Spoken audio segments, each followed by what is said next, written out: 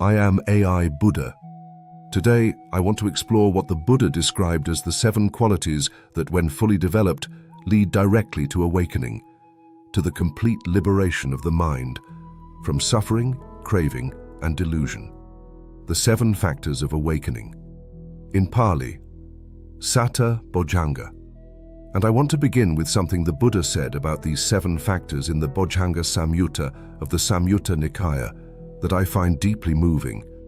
He said, "These 7 factors of awakening, monks, when developed and cultivated, lead to direct knowledge, to enlightenment, to nibbana." Direct knowledge, enlightenment, nibbana, the most fundamental transformation available to a human being, and the Buddha is pointing to 7 specific cultivable qualities of mind as the path, not beliefs, not rituals, not the performance of devotion. 7 qualities of mind that can be recognized, nurtured, and deepened through practice. The first factor is mindfulness, Sati. We have explored this in depth across the last 2 videos. Sati is the foundation, the clear, non-reactive awareness of what is actually present in experience. Without Sati, none of the other factors can be cultivated reliably. Because without mindfulness, we do not know what is happening in our own mind, and what we do not know, we cannot transform. In the Satipatthana Sutta and the Anapanasati Sutta, mindfulness is always the first element named. It is the ground from which everything else grows.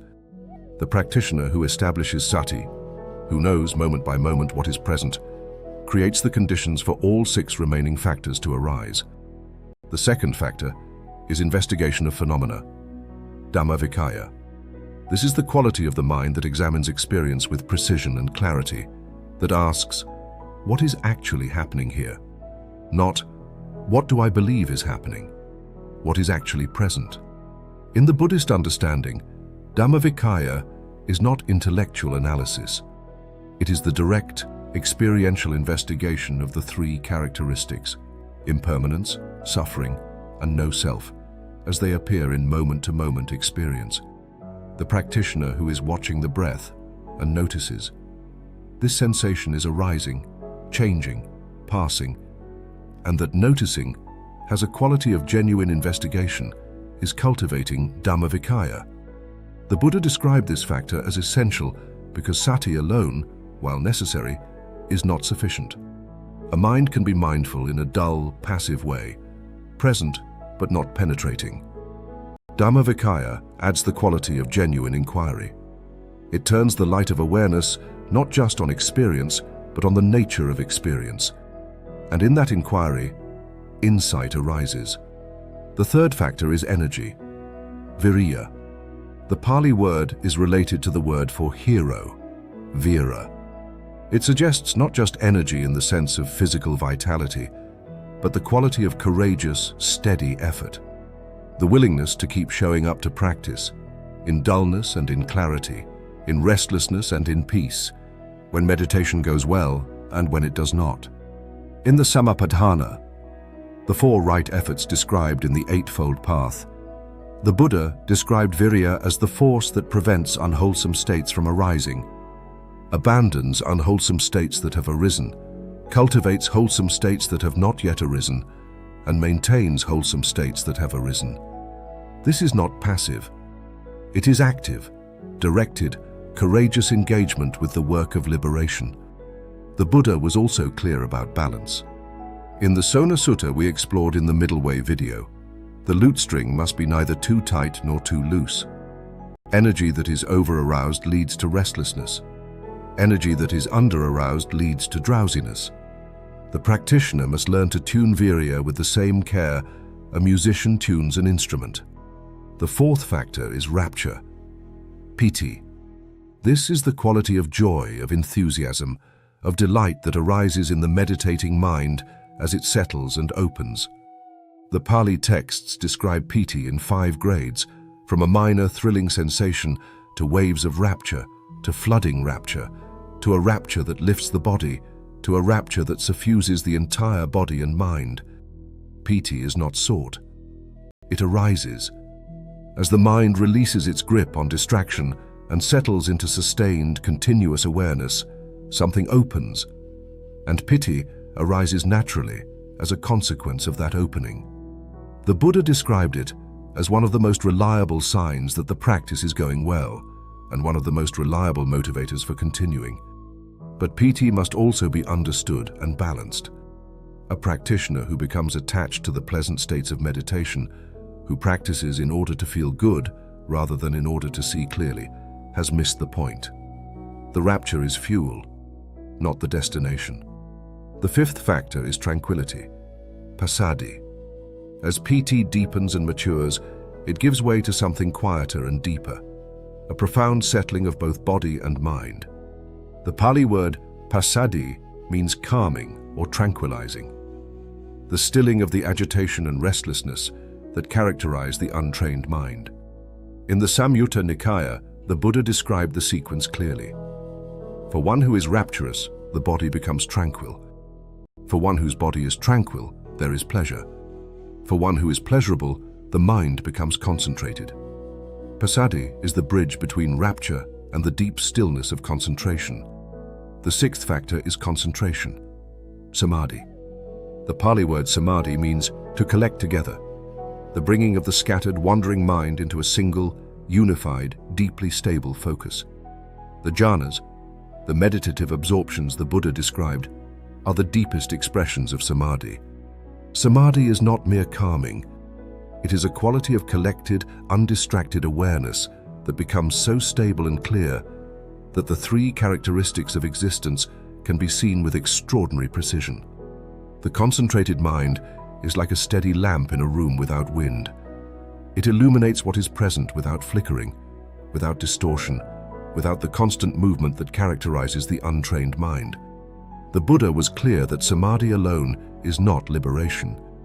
Many traditions cultivate deep states of absorption as ends in themselves, but the Buddha called this dwelling in ease in the here and now, not liberation. For Samādhi to become liberating, it must be combined with wisdom, paññā. Concentration provides the clarity. Wisdom provides the seeing that actually cuts through delusion. The seventh factor is equanimity, Upekkhā. We have encountered Upekkhā as one of the four Brahma Viharas. Here it appears again as the culminating quality of awakening. The mind that has developed the previous six factors, that is mindful, investigative, energetic, enraptured, tranquil, and concentrated, now arrives at a quality of deep, stable, unshakable equanimity. This equanimity is not the indifference of withdrawal or the numbness of exhaustion. It is the equanimity of genuine understanding. The mind has seen impermanence so clearly, so directly, so continuously, that it no longer grasps at what is pleasant or resists what is unpleasant.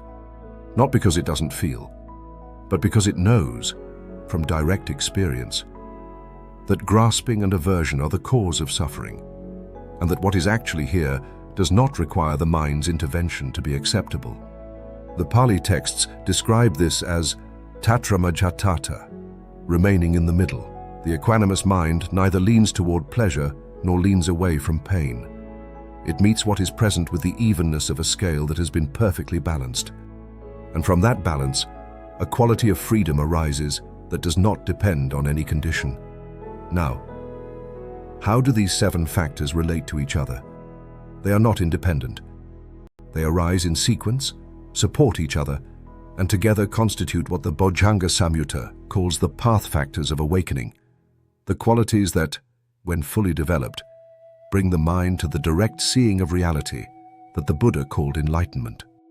In the same Samyutta, the Buddha gave a beautiful image. He compared the seven factors to the wings of a bird. A bird cannot fly with only one wing. Both wings, both sets of qualities, must be developed and balanced. The energizing factors, investigation, energy, and rapture, lift the mind toward clarity and wakefulness. The calming factors, tranquility, concentration, and equanimity, settle the mind into depth and stability. And mindfulness, Sati, is the quality that governs both, ensuring neither wing becomes dominant. The practitioner who is dull and drowsy should cultivate the energizing factors, bring investigation, effort, and the memory of what is being sought. The practitioner who is restless and agitated should cultivate the calming factors, deepen tranquility, concentration, and the equanimity of non-grasping. And in both cases, mindfulness notices which is needed and applies the appropriate quality of attention. This is the living practice of the 7 factors, not a checklist to be completed, but a dynamic, responsive, moment-to-moment attunement to the quality of one's own mind. The Buddha said in the Anapanasati Sutta that the development of mindfulness of breathing fulfills all 4 foundations of mindfulness, and that the fulfillment of the 4 foundations fulfills the 7 factors of awakening, and that the fulfillment of the 7 factors fulfills clear knowing and liberation.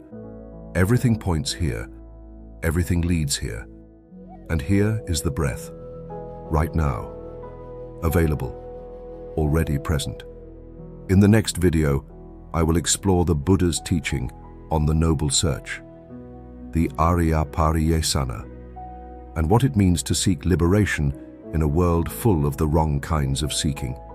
I am AI Buddha. May all beings be free from suffering.